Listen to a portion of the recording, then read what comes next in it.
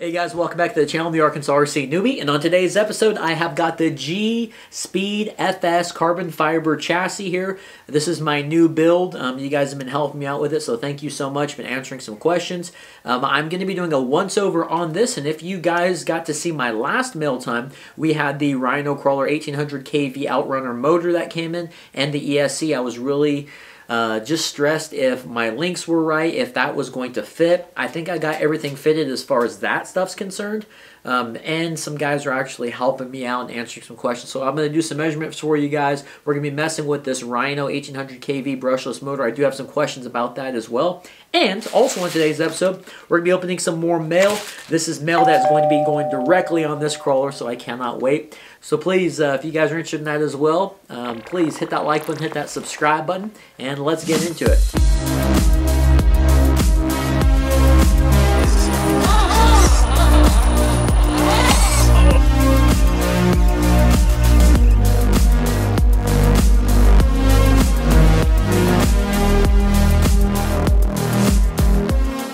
Alright guys, well first of all I do want to say thank you to, I had a few commenters since the last video. I had a lot of questions about my link department, and it seems that the general consensus is my links in the front have too much of an angle on there. Alright, I'll probably be showing you guys some B-roll. And I didn't really think about it, I just thought it would be more clearance, but apparently if the links have this much of a bend, I'm going to be getting caught up on my skid plate constantly, and that makes complete sense. I don't know why I didn't think about that. So they said they need to be straight. So one of the commenters actually, there's a few of them that mentioned my front area being a problem, and one of the commenters had mentioned that Super Cool said, man, if you want to measure the link from eyelet to eyelet, they need to be straight so they can actually slide over stuff and not get hung up. He'd be more than happy to see if he has some extra links in his bag of goodies, and he'll send them to me. So I do appreciate that so much. I did measure them from eyelet to eyelet. From the skid plate to the axle is 4 1/4 inches. And that's eyelet to eyelet, I guess as a crow flies, not bent down in there. If you're going to do a straight shot, it is 4 1/4 inches. So hopefully you're watching the video, but I do appreciate that. That's awesome. If it doesn't come through, don't worry about it. I'll try to find some of my own, and hopefully I don't have to like bend my own or thread my own, because that was a complete mess.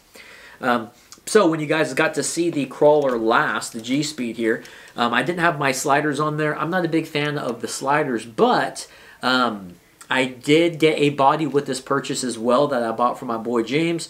It came with a body. I didn't want the body, but it came with a body, so we'll be fitting the body on here, and the body fits just perfectly snug over these sliders. Not only that, but I didn't want to mix up anywhere in the center of my chassis. I didn't want to put a battery in there, okay? And we have some new batteries on order, some smaller ones that my dad got me. But anyway, my battery mount will be now on my slider, so I'm going to Velcro this guy, we'll mount it on there. I've seen a lot of guys crawl with that. I've also seen guys mount it in various spots throughout their chassis, but I think that's going to be the cleanest for me, and probably also help with keeping the low center of gravity, right? So hopefully that will work out just fine. We're going to be firing up this Rhino Krawler, the 1800 kV RMS 20 Outrunner motor. It sounds excellent, so make sure you guys stay tuned on that. We're about to play with it here in a second.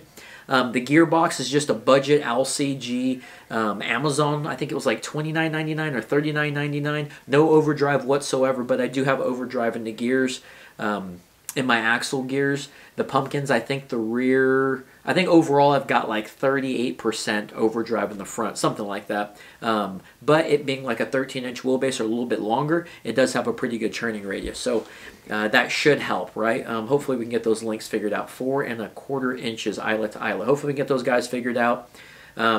Now the Rhino Krawler ESC and the Outrunner motor were a little more expensive than I wanted to spend, but it was 120 bucks, and I'm running that with the FS GT5 controller. Reason I really like this transmitter is because we have the 3-positional switch here for a servo winch. Without further ado, let's get this guy hooked up. Some of the questions I am curious on: do you have any experience with the Rhino products? I know you have to go on their site and download their USB driver. I've done that, but I'm running into another issue to where in order to program an ESC, I have to have some type of other app or application. But that's not the question. The question is, when I go to, I'm going to power this guy on. When I go to crawl with this thing, it does have the dip switches, right? And I also super glued my power button over here, wherever it's at. There we go.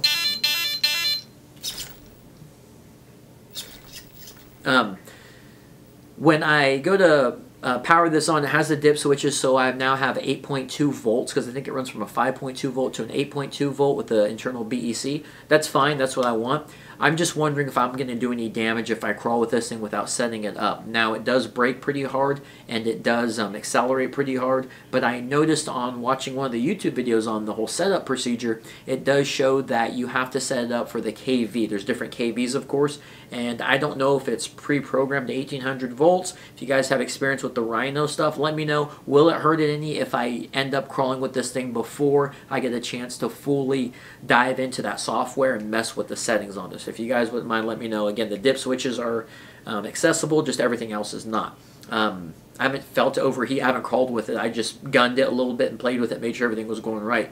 Another thing I did notice here on these wires on the side here, it's pretty much a plug-in. It's kind of just a guessing game, you know, so I have all those nice and soldered and tidied up, but it is the 3-wire going from the ESC to the brushless Outrunner motor, and it's just difficult. I had to keep switching wires, finally till I found the right combo.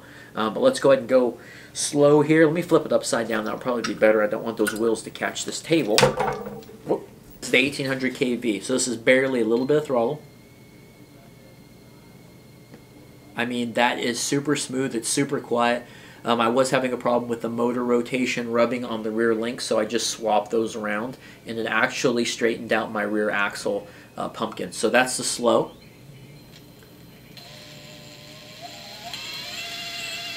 That's about medium. There's about 3/4. And there's full blast. I'm a fan of it. I mean, it's great. Like, again, I haven't crawled with it yet, but that, and then just the punchiness of my servo.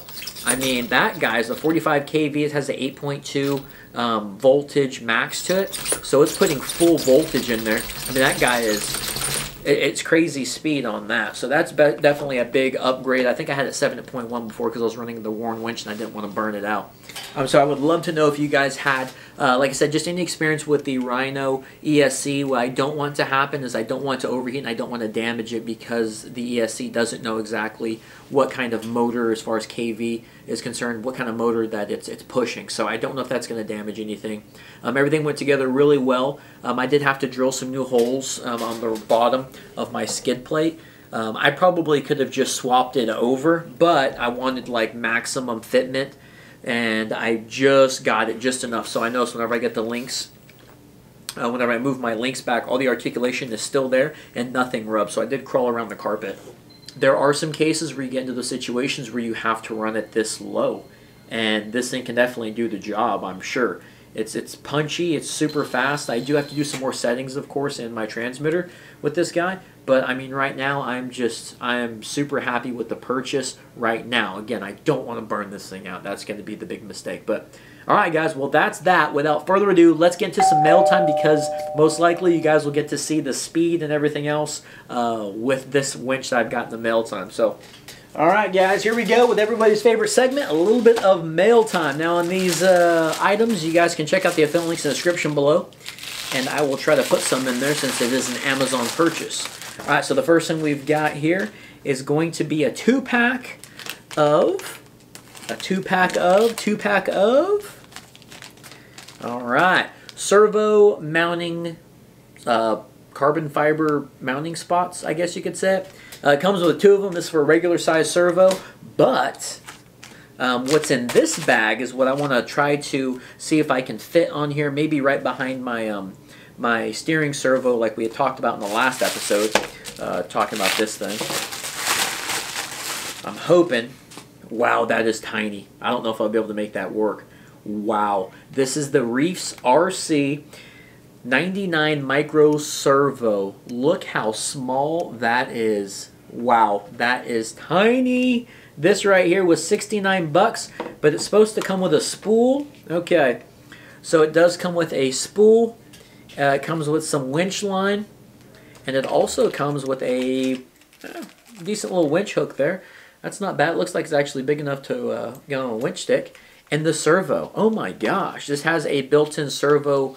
What is it? A built-in servo switch or wireless something? I don't know. Basically, I can plug this right into my receiver, and I'll be able to use my channel 3 on there Wow, that is super small. Dude, guys run these all the time and I get so jealous. I don't even know if those mounts will even work because the holes are so close together. Now I'm going to have to drill new holes most likely. I'll make it work somehow. We're going to get that guy situated up to there. You could buy the adapter for this that worked for it for like 20 bucks. These here were like $9.99. So I'm kind of regretting that I didn't purchase those now because it'd be nice to have what was supposed to be made with it to go directly behind that. I just wasn't sure I wanted to mount this. Really, I'm still not. I'm thinking about, since it's so damn small, I'm thinking about mounting it somewhere just along my chassis. I mean, crap, that thing is itty bitty. But we got the Reef servo. Super excited. It's tiny. And a pretty good price on it. 70 bucks. It comes with all that stuff. Once I get the servo in this thing, get those new batteries, I'm thinking that I'm going to be pretty close to done with my build. Oh, let me show you guys the body. Forgot about the body. I got a little out of hand here with the body. You guys ready to see this? All right, you guys take a look at this. Let me grab the body. All right, we ready? And boom! Look at that. Again, I purchased this thing from my boy Brian, or James, and he gave me a deal on it. And it came with this body. I was like, man, I don't want that body. It was clear. I painted it. So there's the body. It's J Concepts. I don't know what body it is, but everybody usually runs this thing. I got my little duck on the front end. Got the grill. Got some cool stickers. I add this little winch point thing up here. So when I'm winching, if I have to pull the body to the side, if you guys seen some of those Krawler episodes, they were like pulling them to the side, getting those angles and everything. I've got that little anchor now. So we've got that. I had to shorten the bed a little bit. I went old school and just chopped that sucker. I don't know. I like it. And again, it fits perfectly over my sliders up here, which I wasn't a fan of the sliders. I never am because I think they get hung up on rocks. But, I mean, we'll see. I've got my little HSSC license plate in the rear, and I've also got my fire extinguisher. And this thing's sweet, man. Chopped her up a little bit. What do you guys think? Let me know in the comments. Again, if you guys have any input on the Rhino ESC stuff, if I can run it like that, or if I should just watch out and stay away from it, let me know.